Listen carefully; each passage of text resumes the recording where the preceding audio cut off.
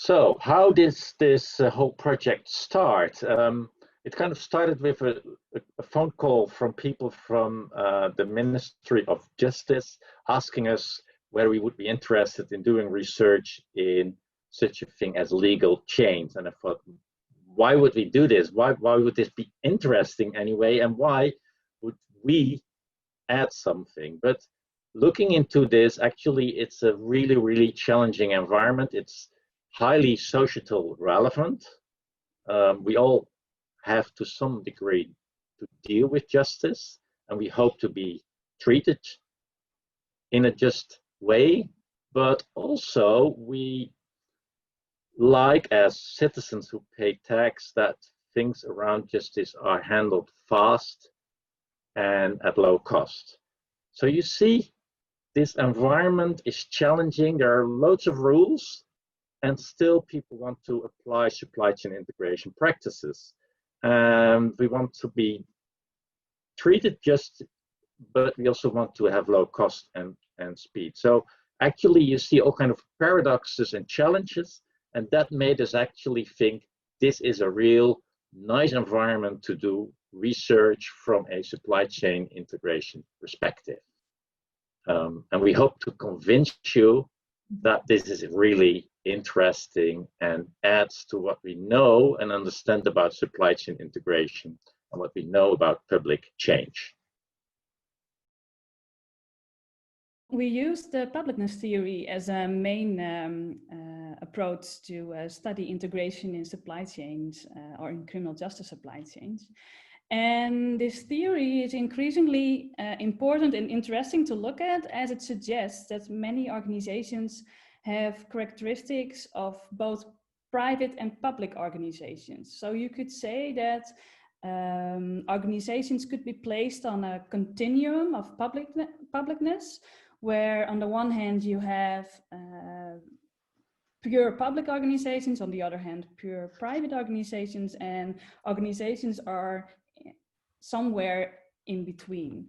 And this theory also suggests that management practices should be contingent to the level of publicness that an organization has. But what we see also in public settings is that collaboration between organizations is getting increasingly important and occurring more, while also turning out to be hard to manage. So where this publicness theory mainly focuses on understanding practices in single organizations, in our study we try to approach this interorganizationally. So we use the publicness theory as a main approach to study interorganizational management practices in a pure public setting, meaning that we look at supply chain integration in a criminal justice setting.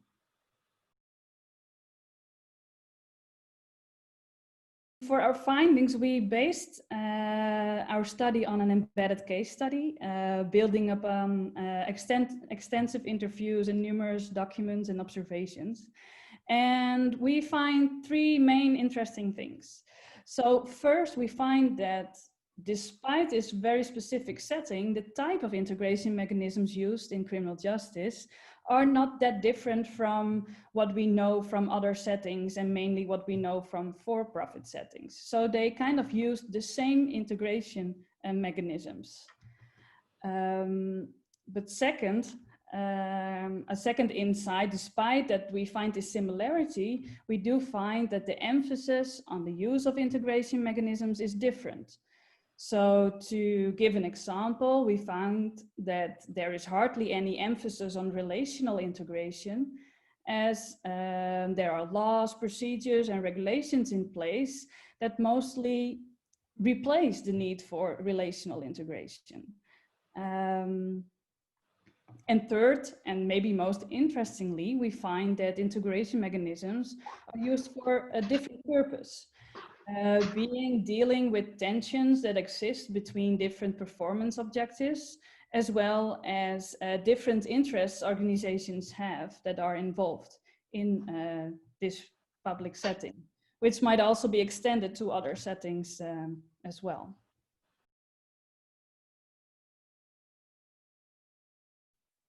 So our research has important implications because we start building a supply chain publicness theory.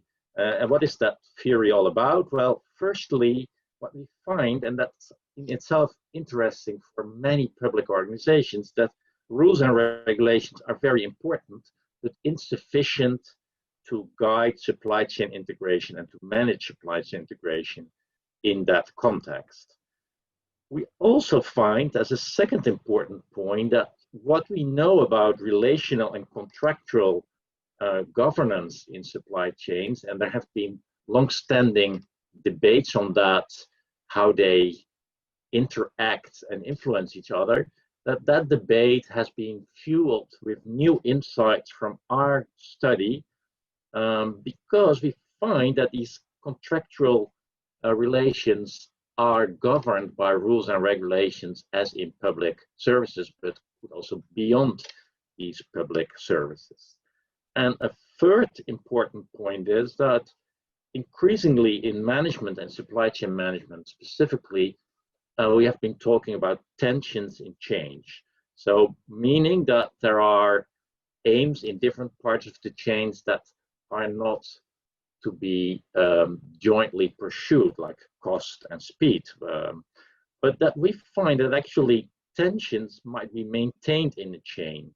So this has also important implications, for instance, for the strong field of sustainable supply chain management, where also paradoxes and tensions exist between aims in the supply chain, but also between different partners in the supply chain.